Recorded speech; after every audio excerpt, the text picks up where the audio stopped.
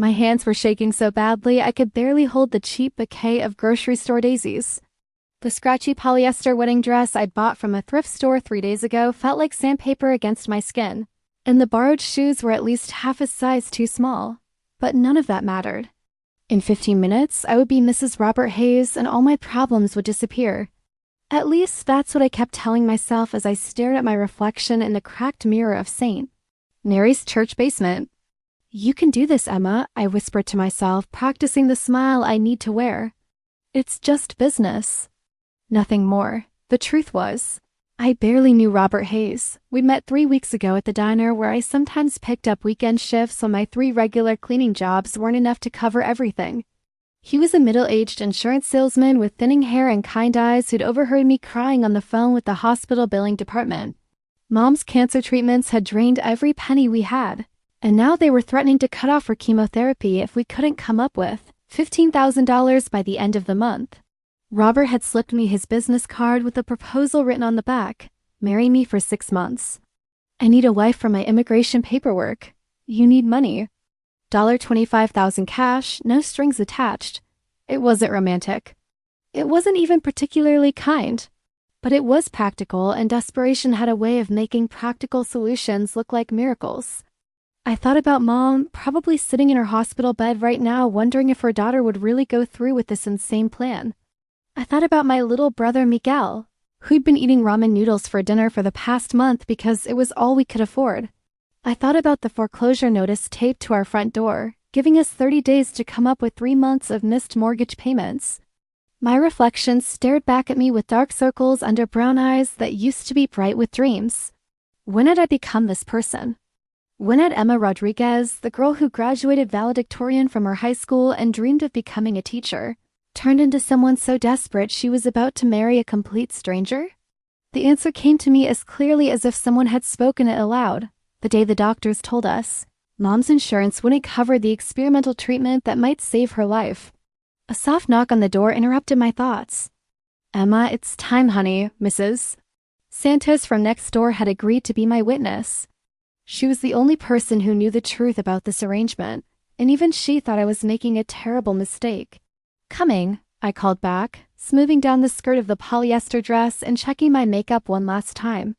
The concealer had done its best to hide the exhaustion in my face, but nothing could hide the sadness in my eyes. I walked up the stairs from the basement into the main church, my borrowed heels clicking against the worn linoleum. St. Mary's wasn't exactly the wedding venue I'd dreamed of as a little girl, but it was cheap, and Father Martinez had agreed to perform the ceremony without asking too many questions. The pews were mostly empty, just Mrs. Santos, Robert's elderly aunt, and a handful of people I didn't recognize who were apparently Robert's friends. Robert was waiting at the altar in a brown suit that had seen better days, fidgeting with his tie and looking as nervous as I felt.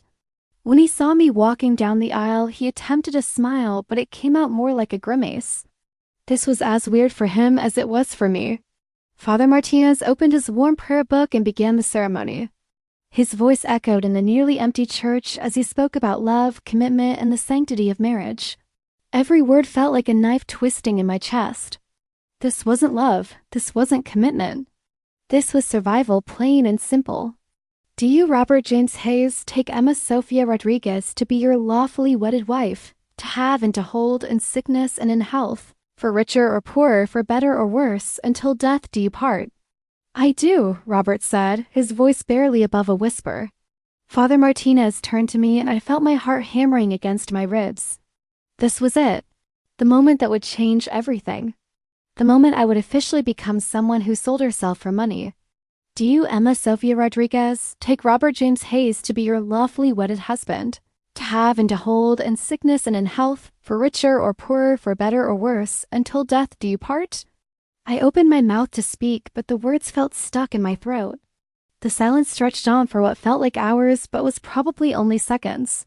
Robert was looking at me with concern now, probably wondering if I was about to bolt. I started to say, then stopped. Something felt wrong. Not just morally wrong, I'd already made peace with that part. Something else. Something in the air itself, like the moment before a thunderstorm hits. Father Martinez cleared his throat gently. "Emma? Before I could answer, the heavy wooden doors at the back of the church burst open with such force that they slammed against the stone walls with a sound like thunder. Every head in the church turned toward the sound, and I felt my heart stop beating entirely. A man stood in the doorway, silhouetted against the bright afternoon sunlight streaming in from behind him. He was tall, much taller than Robert, with broad shoulders that filled out an expensive-looking charcoal suit perfectly.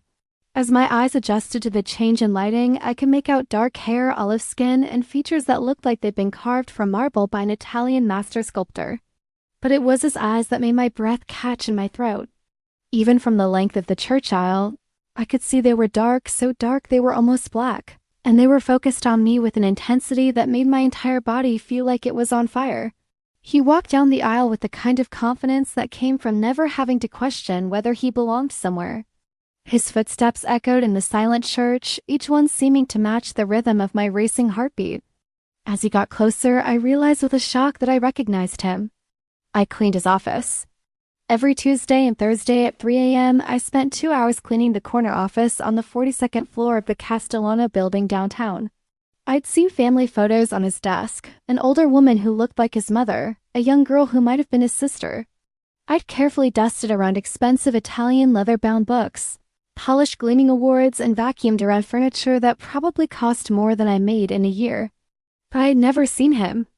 Not once in 8 months of cleaning his office had I encountered Dante Castellano in person.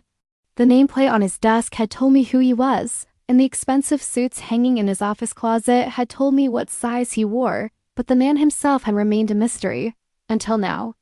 "I object," he said, his voice carrying easily through the church despite the fact that he wasn't shouting. There was something in his tone, a quality of absolute authority, that made it impossible to ignore. Father Martinez looked confused. "I'm sorry, but the time for objections was—" "She's already engaged," Dante continued, never taking his eyes off me. To me, the words hit me like a physical blow. Robert made a choking sound beside me, and Mrs. Santos gasped audibly from her pew.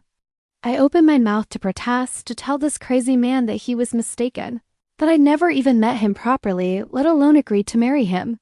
But no words came out. Dante had reached the altar now, and I could smell his cologne, something expensive and masculine that made my head spin. Up close, he was even more devastating than he'd appeared from a distance. His dark hair was perfectly styled, with just a hint of gray at the temples that only made him more distinguished. His face was all sharp angles and strong lines, with a jaw that looked like it could cut glass and lips that were just full enough to be tempting. "Emma," he said my name like he'd said it 1,000 times before, like it belonged in his mouth. I apologized for the delay.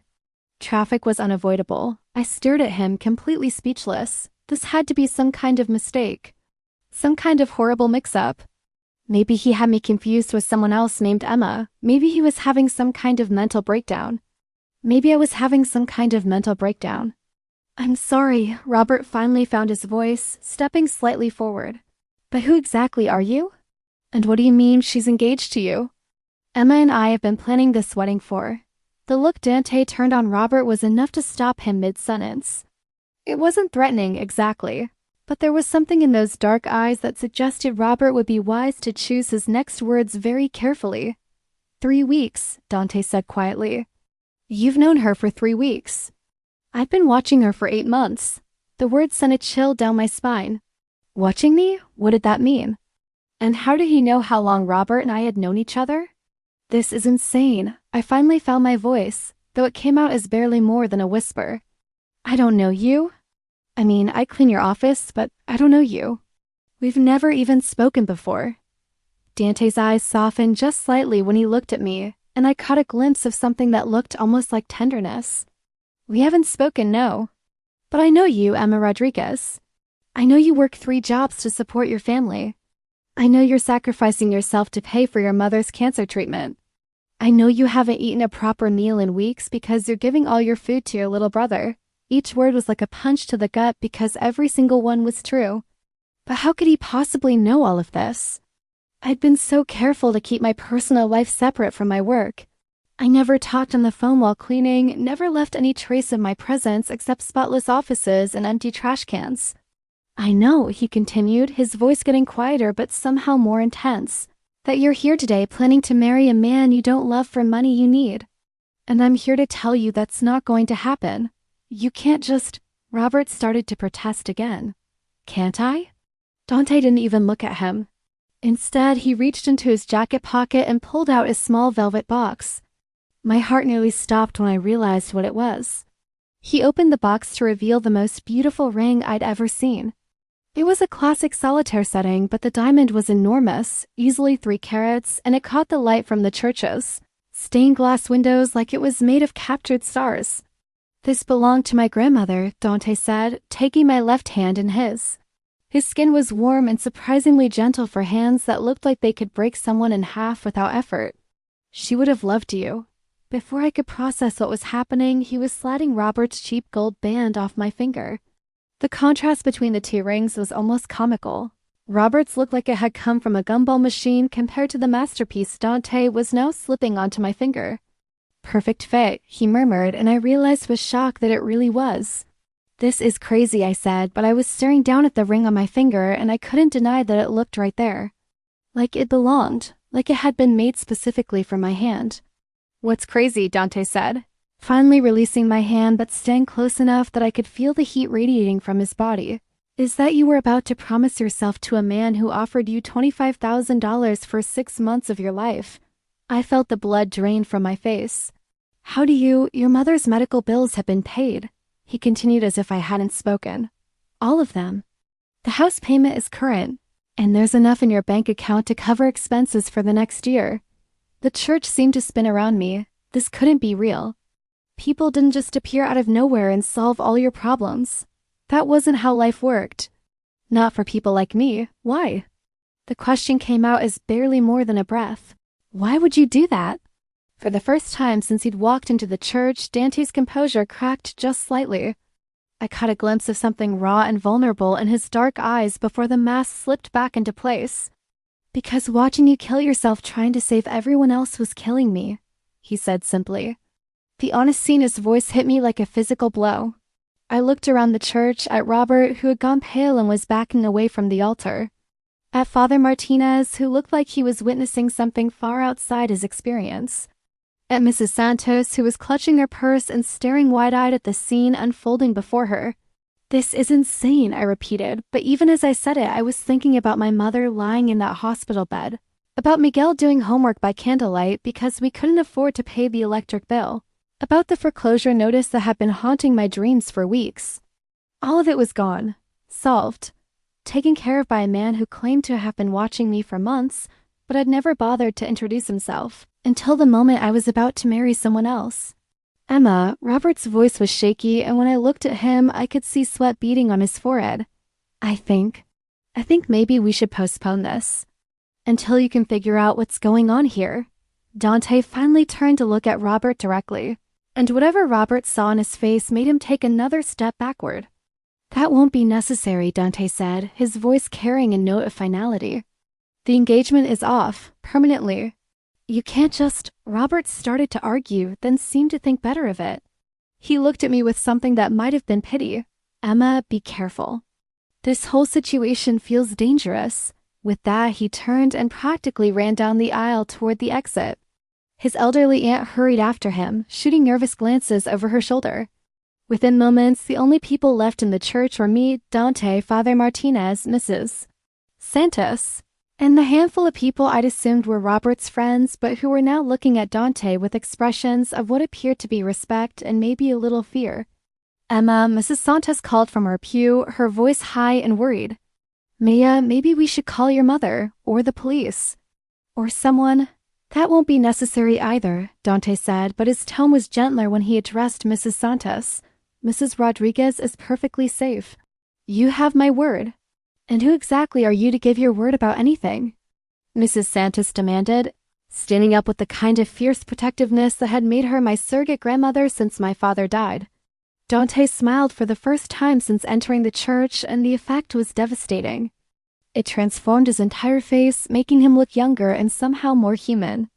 Dante Castellano, he said, offering Mrs. Santos a slight bow that managed to be respectful without being mocking. And you're right to be concerned about Emma's well-being. It shows you care about her. Mrs. Santos's eyes went wide at the mention of his name, and I saw her make the sign of the cross quickly. Apparently she knew something about Dante Castellano that I didn't. "Emma," she said, her voice urgent now. "We need to leave. Right now," but I couldn't move. I was staring down at the ring on my finger, at this impossibly beautiful piece of jewelry that probably cost more than I would make in my entire lifetime. The weight of it felt foreign on my hand, but somehow comforting too, like an anchor in a storm. "What do you want from me?" I asked Dante, finally looking up to meet his eyes. "People don't just do things like this for nothing. What's the catch?" "No catch," he said, but there was something in his expression that suggested things were more complicated than that. Just a chance. A chance for what? To get to know each other properly. I laughed, but it came out more like a sob. Get to know each other? You just crashed my wedding and claimed I was engaged to you. That's not exactly a normal way to start a relationship. Nothing about this situation has been normal, Dante pointed out. You were about to marry a stranger for money. At least I'm offering you a choice. What choice? He gestured toward the church doors. Walk out of here with me and I'll show you. Or stay and try to put your life back together on your own. Either way, your debts are paid. Either way, your family is taken care of. I'm not holding that over your head. I stared at him, trying to process what he was saying. He'd solved all my problems, all of them, and he was telling me I could just walk away if I wanted to. No strings attached. It was too good to be true. It had to be. There's always a catch, I said quietly. Always. Not this time. Father Martinez cleared his throat. Perhaps we should all step outside and discuss this in a more appropriate setting. Dante nodded. Of course, Father. Thank you for your patience. He turned back to me and offered me his arm. Emma? I looked at his arm, then at his face, then at the ring on my finger. Every logical thought in my head was screaming at me to run. To get as far away from this man and this impossible situation as I could. To find Robert and apologize and try to salvage the arrangement we'd had. But Robert was long gone and my mother was still sick, and Miguel still needed food and clothes and a chance at a future that didn't involve eating ramen noodles for every meal. And despite everything, despite the insanity of the situation, despite the fact that I knew nothing about this man except that he had beautiful handwriting and kept family photos on his desk, I felt safer standing next to Dante Castellano than I had felt in months. Maybe it was the way he'd looked at Robert like he would physically remove him from the church if necessary. Maybe it was the way he'd spoken my name like it mattered. Maybe it was simply the fact that for the first time in longer than I could remember, someone had stepped in to solve my problems instead of adding to them. Whatever it was, I found myself placing my hand on his offered arm. Okay, I said quietly. But I want answers. Real ones. You'll have them, he promised, and something in his voice made me believe him. As we walked down the aisle together, I caught Mrs. Santos crossing herself again and muttering what sounded like prayers in Spanish. The men who had been sitting in Robert's section of the church fell into step behind us, and I realized they probably weren't Robert's friends at all. They were Dante's people. Outside the church, a black limousine was waiting at the curb. It was the kind of car I'd only seen in movies, with tinted windows and chrome that gleamed in the afternoon sunlight. A man in a dark suit was holding the door open, and he nodded respectfully to Dante as we approached. This is Anthony, Dante said, introducing me to the driver. He's been with my family for 15 years. Anthony, this is Emma. Anthony smiled warmly. It's a pleasure to meet you, Miss Rodriguez. I've heard wonderful things about you. I shot Dante a look. Just how much had he told his people about me? All good things, I promise, Dante said, reading my expression. And only the basics. I value your privacy. He helped me into the limousine and I sank into leather seats that were more comfortable than any furniture in my entire apartment. The interior smelled like expensive cologne and leather, and there was a small refrigerator built into one wall. Dante settled beside me, maintaining a respectful distance, but close enough that I could feel the warmth radiating from his body. As Anthony pulled away from the church, I watched the familiar streets of my neighborhood scroll past the tinted windows. Where are we going? I asked. My home, Dante said. So we can talk properly. And where is that? Beacon Hill. Of course it was. Beacon Hill was where Boston's elite lived, in historic brownstones that cost more than most people made in a decade. I cleaned a few houses there during my first year working for the cleaning service before they decided I was better suited to commercial buildings. Dante, I said, testing his name on my tongue. It felt strange but not unpleasant. That's Italian. My great-grandfather came over from Sicily in 1923, he said. Started with nothing but the clothes on his back and a willingness to work hard. And now? Now the Castellano family has interests in construction, real estate, restaurants, and various other enterprises throughout New England. The way he said various other enterprises made me think there were things he wasn't mentioning. But then again, I suppose people didn't get rich enough to live in Beacon Hill and pay off strangers' medical bills by limiting themselves to completely legitimate business ventures. How did you know? I asked. About the wedding, I mean. About Robert and the money and everything. Dante was quiet for a long moment, looking out the window at the passing scenery. When he finally spoke, his voice was careful, measured. I had you investigated. The words hit me like cold water. You what? Not maliciously, he said quickly, turning to face me. But when I realized I was interested in you, I needed to know what your situation was. I needed to know if you were available, if you were in trouble, if there was anything I could do to help. You had me investigated, I repeated, my voice rising slightly. For 8 months, you watched me clean your office, and then you had me investigated? Emma, that's stalking, I said, my heart starting to race. That's what that is. That's stalking. Dante's jaw tightened. That's protection. Protection from what? From making the same mistake I made 8 months ago. I stared at him, confused. What mistake? He was quiet again, and I could see him wrestling with something. Finally, he seemed to come to a decision. The first night you cleaned my office, I was there. Working late. I heard someone moving around, and I came out to see who it was. My breath caught in my throat. I never saw you. I made sure you didn't. You were so focused on your work, so careful with everything. You spent 20 minutes making sure all my family photos were exactly where they'd been before you dusted around them. You emptied my trash and replaced the liner, but you left a thank you note from one of my clients sitting exactly where I'd left it on my desk. I remembered that night. It had been one of my first weeks on the job, and I'd been terrified of making a mistake and losing the account. I watched you for maybe 10 minutes, Dante continued.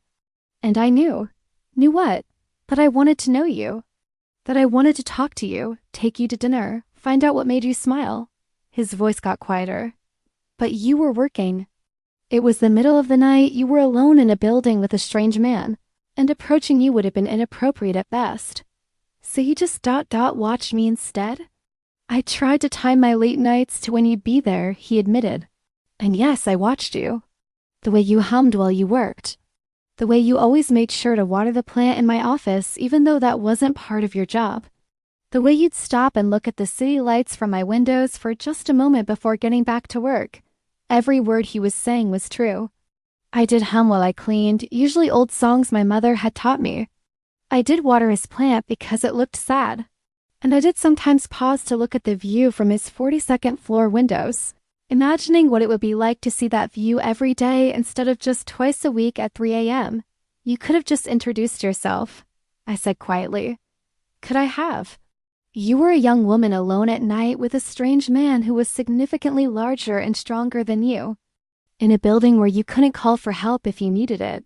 Would you have believed my intentions were innocent? I thought about it honestly. If a man like Dante Castellano had approached me while I was cleaning his office in the middle of the night, would I have seen it as a romantic gesture or a threat? No, I admitted. I probably would have been terrified. Exactly. So I waited. I thought about asking your supervisor for your contact information, but that seemed like an abuse of power. I thought about leaving you a note, but that might have gotten you in trouble with your employer. I thought about a dozen different ways to meet you properly, and all of them had the potential to make your life more difficult. The limousine was slowing down now, turning onto a tree-lined street where every house looked like it belonged in a history textbook. The sidewalks were brick, the streetlights were old-fashioned gas-style lamps, and every building was perfectly maintained. So what changed? I asked. What made you decide to have me investigated and crash my wedding? Dante's expression darkened. 2 weeks ago, I overheard you crying on the phone while you cleaned. You were talking to someone at the hospital about your mother's treatment. You were begging them for more time, promising to pay whatever they wanted if they would just please not stop her chemotherapy. I remembered that night. I thought the building was empty and the stress had finally gotten to me. I'd broken my own rule about personal phone calls during work, and I'd completely fallen apart in Dante's office while talking to the billing department. I've never heard anyone sound so desperate, Dante continued. So scared. And I realized that while I'd been trying to figure out the appropriate way to ask you to dinner, you were drowning. So I had you investigate it, and I found out about the medical bills. The house payment, the 3 jobs, your little brother, all of it. And Robert? I found out about Robert 3 days ago, which gave me just enough time to take care of your financial situation and figure out how to stop you from making the biggest mistake of your life. Take care of your financial situation and figure out how to stop you from making the biggest mistake of your life. Limousine pulled to a stop in front of a brownstone that looked like something out of a fairy tale. It was 4 stories tall with ivy growing up the sides and flower boxes in every window. The front door was dark green with brass fittings that gleamed in the late afternoon sunlight. "This is your house?" I asked, staring up at it in awe. "This is our house," Dante corrected gently. "If you want it to be." Anthony opened the car door and Dante got out first, then offered me his hand. As I stood on the sidewalk looking up at the most beautiful house I'd ever seen, I felt like Alice falling down the rabbit hole. Nothing about this day made sense. Nothing about this situation was real, but the ring on my finger was real. The weight of it, the way it caught the light, the way it felt like it had always belonged there. "Emma?" Dante was watching me with concern. "Are you all right?" I looked at him, this impossibly handsome, impossibly rich, impossibly mysterious man who claimed to have fallen for me while watching me clean his office, who had solved all my problems without being asked, who had stopped my wedding without being invited, who was now offering me a life I couldn't have imagined in my wildest dreams. "I don't understand any of this," I said honestly. "I know," he replied. "But you don't have to understand it all at once. Just take it one step at a time." He gestured toward the front door. "The first step is coming inside and letting me explain everything properly. No more interruptions, no more shocked bystanders. Just you and me and the truth." I looked back at the limousine, then at the street beyond it. I could ask Anthony to drive me home. I could go back to my tiny apartment with its peeling paint and broken air conditioning, back to my 3 jobs and my constant worry about money. I could pretend this afternoon had never happened. Except I couldn't because my mother's medical bills were paid. Because there was money in my bank account that I hadn't put there. Because everything had already changed whether I went into that house or not. "Just to talk," I said. "Just to talk," Dante agreed. I took a deep breath and walked up the steps to the front door. Dante followed behind me, close enough to catch me if I stumbled, but not so close that I felt trapped. As he unlocked the door, I caught another whiff of his cologne and felt my pulse quicken in a way that had nothing to do with fear. The interior of the house was even more beautiful than the exterior. The foyer was all marble floors and crystal chandeliers, with a curved staircase that looked like something from a movie set. Oil paintings and heavy gold frames lined the walls, and fresh flowers sat on an antique table that probably cost more than my car. "Wow," I breathed, turning in a slow circle to take it all in. "My grandmother decorated most of the main floor," Dante said, watching my reaction with something that looked like pleasure. "She had very particular tastes." "It's beautiful," I said honestly. "It's like a museum. Would you like something to drink? Coffee? Tea? Something stronger?" I was about to say no when I realized my mouth was bone dry. "Water would be great." Dante led me through a formal living room into what appeared to be a family room. This space was more comfortable than the foyer, with overstuffed leather furniture and bookshelves that reached from floor to ceiling. A fire was crackling in a marble fireplace, and the late afternoon sunlight was streaming through tall windows that looked out onto a garden. "Have a seat," Dante said, gesturing to one of the leather chairs. "I'll be right back." He disappeared through another doorway, and I sank into the chair he'd indicated. The leather was buttery soft and warm from the fire, and for a moment I just closed my eyes and tried to process everything that had happened in the past hour. This morning I had been Emma Rodriguez, broke cleaning lady about to marry a stranger for money. Now I was... What? Emma Rodriguez, broke cleaning lady wearing a diamond ring that cost more than a house? Emma Rodriguez, broke cleaning lady sitting in a mansion in Beacon Hill because a mafia boss had crashed her wedding. That thought brought me up short. Mrs. Santos had recognized Dante in the name and crossed herself when she heard it. She'd been afraid.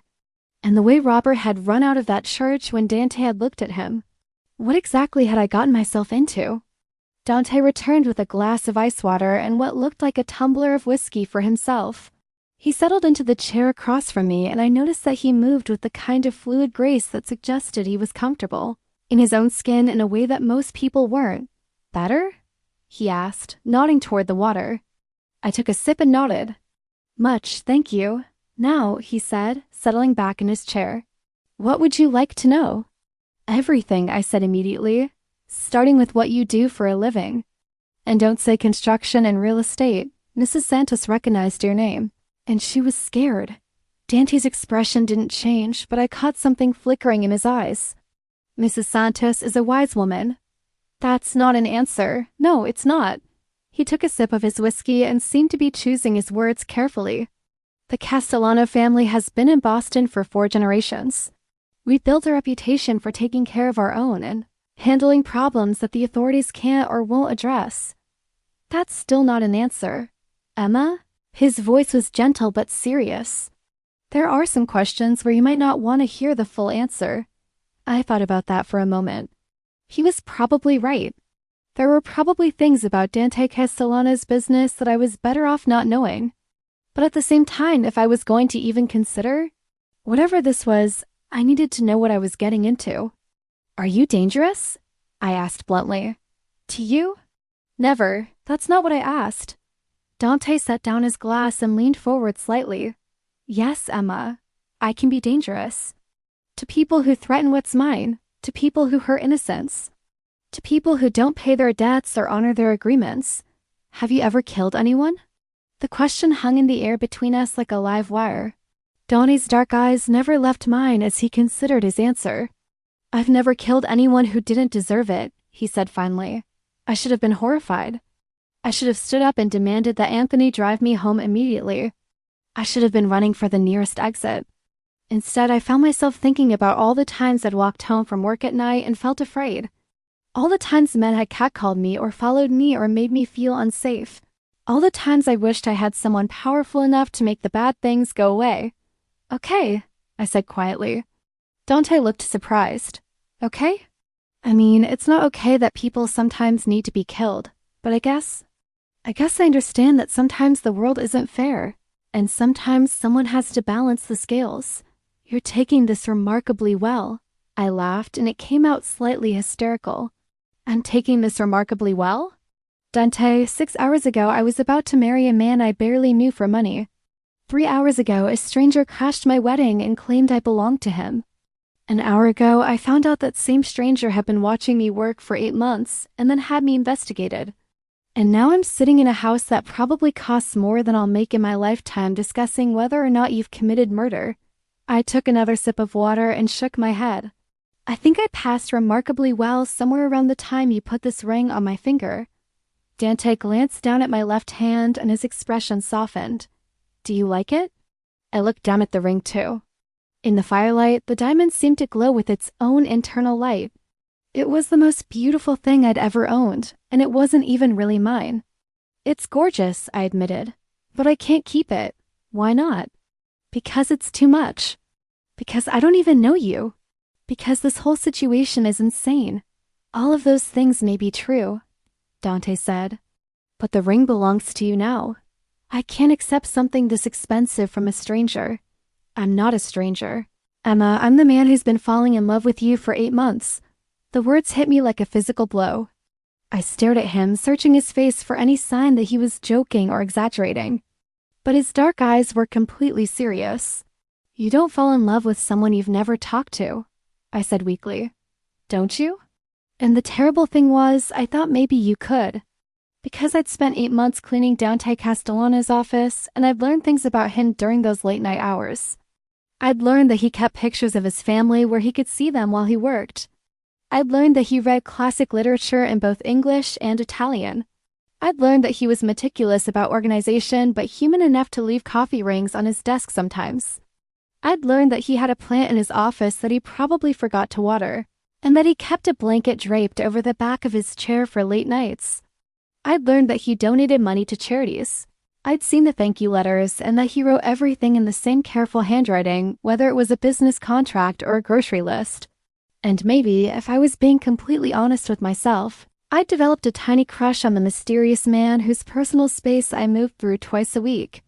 Maybe I'd wondered what he looked like, what his voice sounded like, whether he was married or single or happy or lonely. Maybe I noticed that he never seemed to have visitors in his office, that there were no personal phone calls or romantic dinners or any of the signs that would indicate he had someone special in his life.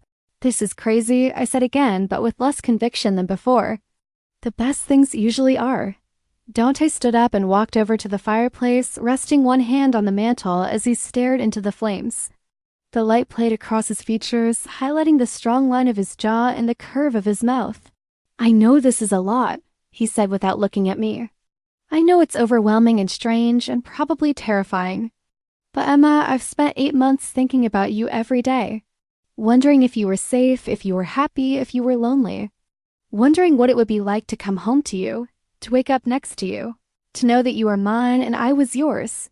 He turned to face me, and the intensity in his eyes made my breath catch. "When I found out you were going to marry someone else, someone who was essentially buying you, I couldn't let it happen. Not when I knew I could give you everything that man could and more.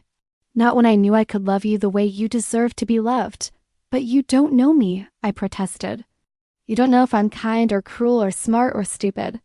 You don't know if I'm good in bed or terrible at conversation, or if I snore, or if I hate Italian food." Dante smiled at that, and the effect was devastating. "I know you're kind because I've watched you be gentle with that plant for 8 months, even though taking care of it wasn't your job. I know you're smart because I've seen the books you sometimes read during your breaks. You left one on my desk once by accident, and I looked it up. It was Neruda in the original Spanish." I felt my cheeks flush. I'd completely forgotten about leaving that book behind. "I know you're good at conversation because I've overheard you talking to the security guard downstairs, and you always ask about his family and remember details from week to week. As for the other things, ... he shrugged. "I guess we'll find out together. And what if you're wrong? What if I turn out to be horrible? What if you don't?" I stared at him, this man who had appended my entire life in the space of an hour, who was offering me things I never dared to dream about. Part of me wanted to say yes immediately, to throw caution to the wind and see what happened. But the practical part of me, the part that had been keeping my family afloat for the past 2 years, was screaming warnings. "What are you asking me, exactly?" I said. "To move in here? To be your girlfriend, your wife, your mistress? I need to know what this is."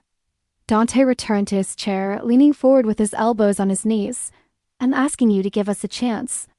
To stay here for a while, a week, a month, however long you need, and let me court you properly. Let me take you to dinner and buy you beautiful things and show you what it feels like to be cherished. And if it doesn't work out, then you leave with no hard feelings and no obligations. The money I've given your family is yours regardless. The ring is yours regardless. Your choice to stay or go will always be yours." It sounded too good to be true. It sounded like a fairy tale. It sounded like the kind of thing that happened to other people, not to cleaning ladies from East Boston who couldn't afford to pay their electric bills. "I need to think about it," I said finally. "Of course." Dante picked up his phone from the side table.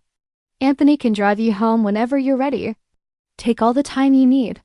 Actually, I found myself saying, could I stay for dinner? Just to ... I don't know. To see what this feels like for a few hours before I decide." The smile that spread across Dante's face was like sunshine after a storm. I was hoping he'd say that. He stood up and offered me his hand. "Come on, let me show you the rest of the house. And then we'll see about getting you something more comfortable to wear." I looked down at the polyester wedding dress I was still wearing and laughed. I'd forgotten I was still in this thing. "It's beautiful," Dante said diplomatically.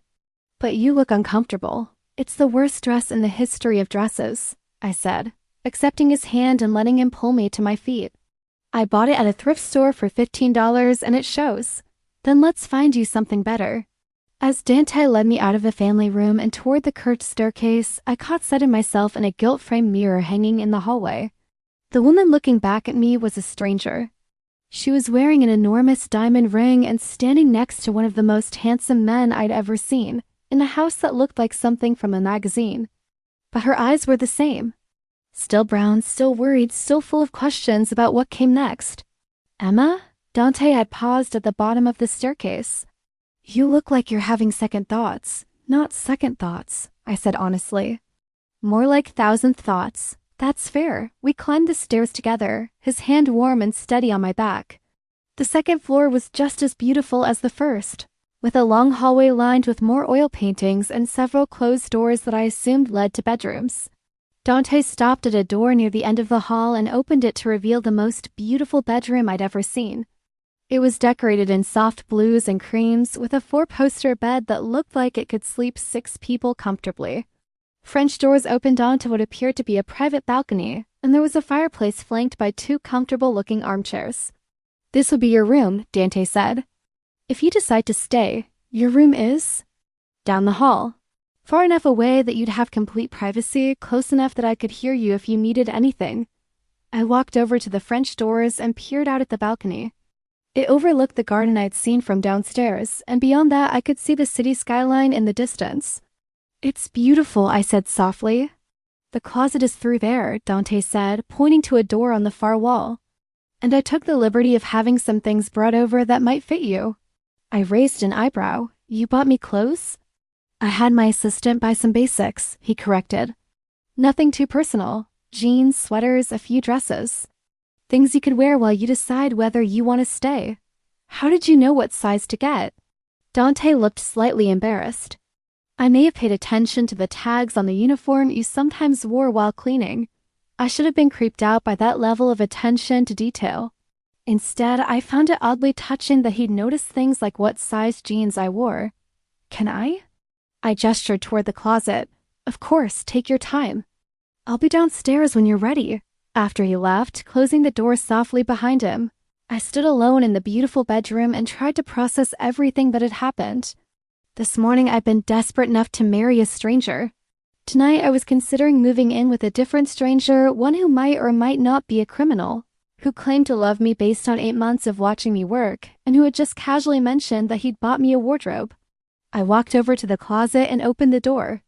Inside, I found exactly what he promised. Jeans, sweaters, a few simple dresses, and even some pajamas and underwear.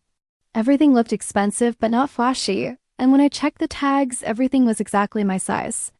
I selected a pair of dark jeans and a soft cashmere sweater in deep green, then made my way to the ensuite bathroom to change. The bathroom was as gorgeous as the bedroom, with a clawfoot tub and a separate glass shower that looked like it could double as a spa. As I peeled off the hideous polyester dress, I caught sight of myself in the mirror above the vanity. I looked tired and stressed and completely out of place in these elegant surroundings. But when I put on the new clothes, something shifted. The jeans fit perfectly, and the cashmere sweater was the softest thing I'd ever worn. For the first time in longer than I could remember, I looked like someone who belonged somewhere nice. I was about to leave the bedroom when I noticed a small wrapped box sitting on the bedside table. There was a note attached, written in the careful handwriting I recognized from all those months of cleaning Dante's office. "Emma, I know you're probably overwhelmed, but I wanted you to have something that was just for you. No strings attached, no expectations, just because you deserve beautiful things. D." Inside the box was a delicate gold bracelet with a single charm hanging from it, a small cleaning brush made of what looked like diamonds. I stared at it for a long moment, then started laughing. It was ridiculous and thoughtful and completely unexpected, just like everything else about this day. The fact that he'd managed to find a way to honor the work that had brought us together, while also making it beautiful and precious, said something about the kind of man he was. I fastened the bracelet around my wrist, where it looked perfect next to the enormous engagement ring I was still wearing. When I made my way back downstairs, I found Dante in what appeared to be the kitchen, though it was bigger and more beautiful than most people's entire apartments. He was standing at the stove, stirring something in a large pot, and he changed out of his suit into dark jeans and a button-down shirt that he'd left partially unbuttoned. "You look beautiful," he said when he saw me, and the sincerity in his voice made my cheeks warm. "Thank you for the bracelet," I said, holding up my wrist. "It's perfect. I'm glad you like it." He gestured toward the pot he was stirring. I hope you're hungry. I'm making risotto. It was my grandmother's recipe. You cook? I cook Italian food, he corrected. Everything else I order in. The kitchen smelled incredible, like garlic and herbs and something rich and savory. My stomach growled audibly, reminding me that I'd been too nervous to eat anything all day. Can I help? I asked. You can keep me company, Dante said. And maybe tell me something about yourself that I don't already know. I hopped up onto one of the bar stools at the large island in the center of the kitchen. Like what? Anything? Your favorite color, your biggest fear. What you wanted to be when you grew up. My favorite color is blue, I said. Like the color of the ocean on a really clear day. My biggest fear is that something will happen to my mother or Miguel and I won't be able to protect them. And what you wanted to be when you grew up. A teacher, I said quietly. Elementary school. I wanted to work with kids who came from situations like mine, kids who needed someone to believe in them. Dante looked up from the risotto. What stopped you? Life, I said simply. My dad died when I was 17, right before my senior year of high school. Mom was already sick, though we didn't know how sick yet. Someone had to work, and I was the oldest. No scholarships, financial aid? I got into Boston University with a partial academic scholarship, I said. But even with financial aid, we couldn't afford the rest. And I couldn't leave Mom and Miguel to manage on their own. Dante's jaw tightened. So you've been taking care of everyone else since you were 17. 18, I corrected. I finished high school first. Emma. His voice was soft, almost sad. You know that's not normal, right? An 18-year-old shouldn't have to choose between college and keeping her family alive. I shrugged. Normal is a luxury. We did what we had to do. Dante set down his spoon and walked around the island to where I was sitting. He stood close enough that I could smell his cologne again, and when he reached up to touch my cheek, I didn't pull away. You shouldn't have had to sacrifice your dreams, he said quietly. Everyone sacrifices something. Not like that. Not everything. For a moment we just looked at each other and I felt something shifting between us. Some of the strangeness and unreality of the situation was fading, replaced by something warmer and more genuine. What about you? I asked. What did you want to be when you grew up? Dante smiled ruefully. I wanted to be a musician. Piano, specifically. Do you still play? Sometimes. There's a piano in the music room upstairs. You have a music room? My grandmother insisted. She said a house wasn't a home without music. The timer on the stove chimed and Dante returned to stirring the risotto. Almost ready. There's wine in the refrigerator if you'd like some. I found a bottle of white wine and 2 glasses, pouring for both of us while Dante finished cooking. When he served the risotto, I took one bite and nearly moaned with pleasure. This is incredible, I said around a mouthful of creamy rice and mushrooms. How did you learn to cook like this? My grandmother taught me when I was little, Dante said. She said a man who couldn't feed himself was useless, and a man who couldn't feed the woman he loved was worse than useless. She sounds like a smart woman. She was. She would have loved you. We ate in comfortable silence for a while, and I found myself relaxing in a way I hadn't in months. The wine helped, but it was more than that. It was the feeling of being taken care of sitting in a warm kitchen with someone who seemed genuinely interested in my company. Can I ask you something? I said as we were finishing dinner. Anything. Earlier you said you'd been falling in love with me for 8 months. But you also said you'd never even spoken to me before today. How does that work? Dante considered the question seriously. Have you ever known someone's handwriting so well that you could pick it out of a stack of papers? I nodded. Have you ever been able to tell someone's mood by the way they arranged things on their desk? Or the kind of music they left playing quietly while they worked late? I thought about all the little details I noticed about Dante during those months of cleaning his office. The way he'd leave his suit jacket draped carefully over his chair when he'd been working late. The way his handwriting got slightly messy when he was stressed. The way he'd sometimes leave classical music playing softly from his computer speakers. Maybe, I admitted. I fell in love with the woman who watered my plant even though it wasn't her job, Dante said. With the woman who always left everything exactly as she'd found it, but somehow made the whole space feel warmer and more welcoming. With the woman who hummed while she worked, even at 3 a.m. He reached across the table and took my hand, his thumb brushing over the engagement ring he placed there hours earlier. I fell in love with your kindness, your attention to detail, your work ethic. I fell in love with the way you treated my space with respect, even though you probably could have stolen half my belongings and I never would have known it was you. I would never... I know, he said softly. That's exactly my point. I knew I could trust you before I ever heard your voice. And when I finally did hear your voice, when I heard you crying about your mother's medical bills, it just confirmed what I already knew, which was that you were someone worth fighting for, someone worth protecting, someone worth ... everything. The intensity in his voice made my heart race. I looked down at our joined hands, his so much larger than mine, tanned and strong with calluses that spoke of work despite his obvious wealth, and tried to process the emotions swirling through me. This is happening very fast, I said quietly. It is, Dante agreed. But sometimes things that are meant to be happen fast, and sometimes things that happen fast are mistakes. That's true too. He squeezed my hand gently. Which is why I'm not asking you to decide anything tonight. I'm just asking you to stay for a while and see what this feels like. I looked around the beautiful kitchen, thought about the gorgeous bedroom upstairs, remembered the feeling of being carried out of that church in Dante's arms like something precious and worth protecting. One night, I heard myself saying, I'll stay tonight and we'll see how it feels in the morning. The smile that spread across Dante's face was radiant. One night, he agreed. After dinner, Dante showed me the rest of the house. The formal dining room that could seat 12, the library that was filled with books in 3 languages, the music room where a gorgeous grand piano sat beneath another crystal chandelier. By the time we made it back to the family room, it was nearly 10 o'clock and I was struggling to keep my eyes open. You're exhausted, Dante observed, settling onto the couch beside me. It's been a long day, I said, curling up against the soft leather cushions. This morning feels like it happened a week ago. Why don't you get some sleep? We can talk more tomorrow. I nodded, but I didn't move to get up. Despite everything, despite the strangeness of the situation and the fact that I barely knew this man, I felt safer and more relaxed than I had in months. Emma?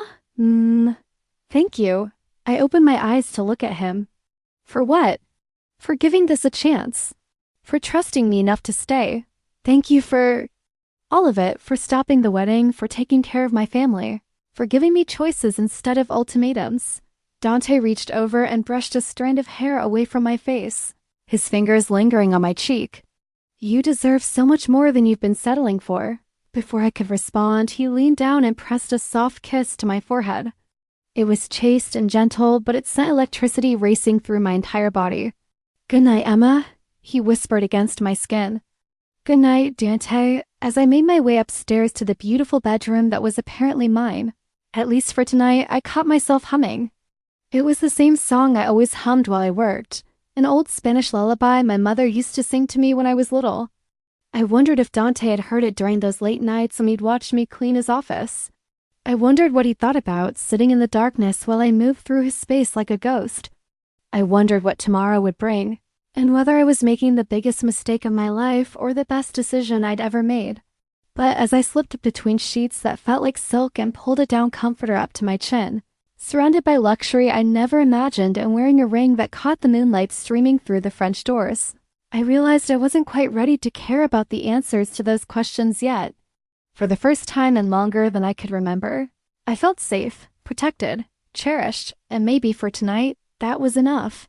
The last thing I remembered before falling asleep was the sound of piano music drifting up from somewhere below, something soft and classical and hauntingly beautiful. Like a lullaby for grown-ups who'd forgotten what it felt like to be taken care of. Like the soundtrack to the beginning of something I couldn't quite name but was desperate to understand. I woke up to the smell of coffee and bacon, and for a moment I couldn't remember where I was. The bed was too soft, the sheets too smooth, the sunlight streaming through the windows too bright for my tiny apartment in East Boston. Then I saw the ring on my left hand, still there, still real, and everything came flooding back. Dante. The wedding. This house. This impossible, beautiful, terrifying new reality. I sat up and looked around the gorgeous bedroom that had been mine for one night. Through the French doors, I could see the garden in full morning glory, roses and hydrangeas and other flowers I couldn't name, all perfectly maintained and sparkling with dew. There was a soft knock on my door. Come in, I called, pulling the covers up to my chin even though I was fully dressed in the pajamas Dante's assistant had somehow known to buy in exactly my size. But it wasn't Dante who appeared in the doorway. It was a woman who looked to be in her 60s with silver hair pulled back in an elegant bun and kind brown eyes. She was carrying a tray that smelled like heaven. "Good morning, dear," she said with a warm smile. "I'm Valentina. I take care of the house for Mr. Castellano." Oh, I scrambled to sit up straighter. "Hi, I'm Emma. I know who you are," Valentina said, setting the tray on the small table by the window. "Mr. Dante has told me all about you." She'd brought coffee, fresh fruit, pastries that looked like they'd come from the kind of bakery I walked past but never went into, and scrambled eggs that were still steaming. "This is too much," I said, staring at the feast she'd prepared. "I don't usually eat much for breakfast. Mr. Dante said you've been working 3 jobs and probably not taking proper care of yourself," Valentina replied, settling into one of the armchairs by the fireplace. "So we're going to fix that starting today." I looked at her more carefully. There was something maternal in her manner, something that suggested she was used to taking care of people whether they wanted to be taken care of or not. "How long have you worked for Dante?" I asked, trying a bite of the eggs. They were perfect, creamy, and rich with just a hint of herbs. 15 years, Valentina said. "Since right after his grandmother passed away. This was her house, you know?" She raised Mr. Dante after his parents died. I paused with a forkful of eggs halfway to my mouth. "His parents are dead?" "Car accident when he was 12, Valentina said matter-of-factly. "His grandmother, Rosa, brought him here and made sure he grew up to be a good man despite all the complications of the family business." "What was she like?" "Rosa?" Valentina's face lit up. "Strong, fierce. She didn't take nonsense from anyone, including her grandson. She made sure he learned to cook and clean and take care of himself, but she also made sure he understood the responsibility that came with the Castellano name." "Which is?" Valentina was quiet for a moment, seeming to choose her words carefully. "To protect people who can't protect themselves. To make sure the family's power is used for good, not just profit." "Is that what Dante does? What do you think?" I thought about how he'd appeared at exactly the right moment to stop me from making a terrible mistake. About how he'd solved all my family's financial problems without being asked. About how he'd somehow found a way to give me choices even in the middle of upending my entire life. "I think he tries to," I said finally. Valentina smiled. That's what his grandmother would have said too. After Valentina left, I showered in the gorgeous bathroom and put on another outfit from the mysteriously perfect wardrobe Dante had provided. This time I chose a simple sundress in soft yellow that made me feel more feminine than I had in years. When I made my way downstairs, I found Dante in his study, sitting behind a massive mahogany desk and talking on the phone in rapid Italian. He was dressed in another perfectly tailored suit, and his dark hair was slightly mussed like he'd been running his fingers through it. He looked up when I appeared in the doorway, and his face transformed with a smile that made my heart skip. "Ti Ricciamero," he said into the phone, then hung up without waiting for a response. "Good morning, beautiful. How did you sleep?" "Like the dead," I admitted, settling into one of the leather chairs across from his desk. "That bed is like sleeping on a cloud." "I'm glad." He leaned back in his chair and studied my face. "Any regrets about staying?" I thought about it honestly. "Not yet, but the day is young." Dante laughed. "Fair enough. Are you hungry?" Valentina made enough food to feed half of Boston. I ate upstairs. She single quotes S. intense. "She's been trying to fatten me up for 15 years, Dante said fondly. "She's probably thrilled to have a new project. She told me about your grandmother. And your parents." "I'm sorry." Dante's expression grew more serious. "Nonna Rosa was an incredible woman. She's the reason I am who I am today, for better or worse." "Tell me about her." For the next hour, Dante shared stories about his grandmother, how she'd taught him to cook, how she'd made him practice piano for 2 hours every day until he was 16, how she'd insisted he learn to speak Italian as fluently as English, how she'd been the one person in the family who could tell him no and make it stick. "She sounds amazing," I said when he finished describing how Rosa had once made him scrub every floor in the house with a toothbrush because he'd been disrespectful to Valentina. "She would have loved you," Dante said quietly. "She always said she could tell everything she needed to know about a person by watching how they treated People who couldn't do anything for them in return. And how do I treat people like they matter? Like they're worthy of kindness and respect regardless of their station in life. I felt my cheeks warm at the compliment. That's just being human. No, Dante said seriously. That's being rare. His phone rang again and he glanced at it with annoyance. I'm sorry, I have to take this. Business emergency. While Dante dealt with whatever crisis required his immediate attention, I wandered back through the house, taking in details I'd missed the night before. Every room was beautifully decorated, but also lived in, comfortable. This wasn't a showplace, it was a home. I found myself back in the music room, drawn to the grand piano that dominated the space. The lid was open and sheet music was scattered across the bench, complex classical pieces that looked far beyond my abilities. Do you play? I turned to find Dante standing in the doorway, his suit jacket removed and his sleeves rolled up to his elbows. The casual gesture made him look younger, more approachable. A little, I said. I took lessons when I was little before I trailed off, not wanting to bring up my father's death again. Show me, I shook my head. I'm terrible. I haven't played in years. Humor me. I sat down at the bench and positioned my fingers on the keys, trying to remember the simple pieces I'd learned as a child. I managed to get through a halting version of Fur Elise, stumbling over several passages and cringing at my mistakes.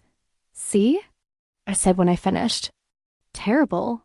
Instead of agreeing, Dante sat down on the bench beside me, close enough that our thighs touched. Your technique is rusty, but your feel for the music is still there. Here, let me show you something. He positioned his hands on the keys and began to play, and the music that flowed from the piano was nothing like my clumsy attempts. It was rich and complex and hauntingly beautiful, the same piece I'd heard drifting upstairs the night before. That's gorgeous, I breathed when he finished. What was it? Something I wrote. For you, actually. I stared at him. You wrote that? For me? I started about 3 months ago, Dante said, looking slightly embarrassed. I know it's presumptuous, but I kept thinking about what music would sound like if it could capture the way you moved through my office. Gentle but purposeful. Beautiful but understated. You wrote me a song. I wrote you several songs, actually. But that one's my favorite. I didn't know what to say. No one had ever written me a song before. Hell, no one had ever written me a poem or painted me a picture or done anything remotely artistic in my honor. Play it again, I said softly. Dandy's hands moved over the keys and the melody filled the room again. This time I closed my eyes and just listened, letting the music wash over me. It was beautiful and melancholy and hopeful all at the same time, like a musical representation of everything I've been feeling for the past 24 hours. When he finished, I opened my eyes to find him watching me with an expression I couldn't quite read. What? I asked. You're crying. I reached up to touch my cheek and was surprised to find it wet with tears. I guess I am. Why? Because it's beautiful. Because no one has ever done anything like that for me before. Because I'm scared and happy and confused all at the same time. Dante reached over and brushed away my tears with his thumb. What are you scared of? This, I said honestly. You, the way you make me feel. The way everything in my life has changed in 24 hours. And what are you happy about? The same things. Dante smiled at that, and before I could think better of it, I leaned over and kissed him. It was supposed to be a quick kiss, a thank you for the music and the kindness and the way he'd rescued me from a life I'd been settling for. But the moment my lips touched his, something electric passed between us. Danny's hands came up to cut my face, and he deepened the kiss with a hunger that matched my own. I could taste coffee and something uniquely him, and when his tongue traced the seam of my lips, I opened for him without hesitation. When we finally broke apart, we were both breathing hard. Emma, Dante said, his voice rough. We should probably slow down. Should we? You've been through a lot in the past day. I don't want you to make any decisions you might regret. I looked at this man who had turned my world upside down in the best possible way, who had written me music and bought me jewelry and somehow seen something worth saving in a cleaning lady from East Boston. What if I don't want to slow down? I asked. Dante's eyes darkened. Then we won't. Before I could lose my nerve, I stood up and held out my hand to him. Show me your bedroom. For a moment, Dante just stared at me. Then he took my hand and led me out of the music room, up the stairs, and down the hall to a door I hadn't been through yet. His bedroom was masculine and elegant, all dark wood and rich fabrics. The bed was massive, with a headboard that looked like it had been hand-carved and French doors that opened onto a balcony overlooking the garden. But I barely had time to take in the details before Dante was kissing me again, his hands tangling in my hair as he backed me toward the bed. The yellow sundress I'd chosen that morning was gone within moments, followed quickly by his shirt and pants. When he laid me down on the soft comforter and covered my body with his, I felt like I was exactly where I belonged for the first time in my life. "Are you sure?" he asked, his dark eyes searching mine. "I'm sure," I whispered. What followed was unlike anything I ever experienced. Dante worshipped my body like it was something precious, touching and kissing and tasting until I was mindless with pleasure. When he finally moved inside me, it was with a gentleness that brought tears to my eyes. Afterward, I lay in his arms listening to his heartbeat and trying to process what had just happened. It hadn't just been sex, it had been something deeper and more meaningful, a claiming on both sides. What happens now? I asked, tracing patterns on his chest with my finger. "Now we see what tomorrow brings," Dante said, pressing a kiss to the top of my head. "One day at a time, and if I decide to stay, for longer than just tonight, then I spend every day trying to deserve you." I tilted my head up to look at him. "You already do." "Emma," his voice was serious now. "I need you to understand something. Being with me, being part of this life, it's not always going to be easy. There are aspects of what I do that you might not like. People who might try to use you to get to me. Are you trying to scare me away?" "I'm trying to be honest with you." I thought about everything I'd learned about Dante in the past 24 hours. The way he'd taken care of my family's problems without being asked. The way he'd given me choices even when he could have simply taken what he wanted. The way he written me music and looked at me like I was something miraculous. "I've been scared my entire adult life," I said finally. Scared of not having enough money, scared of losing my mother, scared of letting my family down. But you know what? I'm not scared of you. I'm not scared of this. Dante's arms tightened around me. You should be. At least a little, maybe, but I'm more afraid of walking away and spending the rest of my life wondering what would have happened if I'd been brave enough to stay. And if it doesn't work out, then at least I'll know I tried. At least I'll know what it felt like to be loved by someone like you, even if it was just for a little while. Dante was quiet for a long moment, and when he finally spoke, his voice was thick with emotion. "It won't be just for a little while, Emma. If you stay, it's forever. That's the kind of man I am. I don't do anything halfway. Forever is a long time. Not long enough." I closed my eyes and let myself imagine it. A life with this man in this beautiful house, surrounded by luxury and love and the kind of security I'd never known. It seemed impossible, like something from a fairy tale. But then again, so had waking up this morning wearing a 3-carat engagement ring and eating breakfast prepared by a housekeeper who cared about whether I was eating enough. "One condition," I said finally. "Anything. I need to keep working. Maybe not 3 jobs, maybe not cleaning offices at 3 a.m., but I need to do something meaningful. I need to feel like I'm contributing." Dante was quiet for a moment. "What if I told you I could help you go back to school? Get that teaching degree you wanted?" My heart stopped. "What? Boston University? Or anywhere else you want to go? Money is no object, and you could study whatever you wanted without worrying about supporting your family." "You would do that?" "Emma, I would do anything to see you happy. Anything to help you achieve the dreams you had to give up." I started crying again, but this time they were tears of joy rather than confusion or fear. For the first time in 10 years, I could see a future that looked like something other than survival. "Is that a yes?" Dante asked, brushing away my tears. "That's a yes to all of it," I said. "To staying, to trying, to seeing what forever looks like with you." Dante's smile was radiant as he rolled me over and pinned me beneath him. "But I guess we should probably get you a proper wedding dress. Are you proposing, Mr. Castellano?" "I'm confirming what I said in that church, Mrs. Castellano. You're already mine. We're just making it official." As Dante kissed me again, deeper this time, more possessively, I realized that everything I thought I knew about my life had been wrong. I wasn't a poor cleaning lady destined for a life of struggle and sacrifice. I wasn't someone who had to settle for whatever scraps the world was willing to throw my way. I was Emma Rodriguez, soon to be Emma Castellano. And I was loved by a man who saw me as worth fighting for, worth protecting, worth building a life with. It wasn't the ending I'd expected when I woke up this morning preparing to marry a stranger for money. It was so much better. 6 months later, I walked down the aisle of the same church where Dante had first claimed me as his.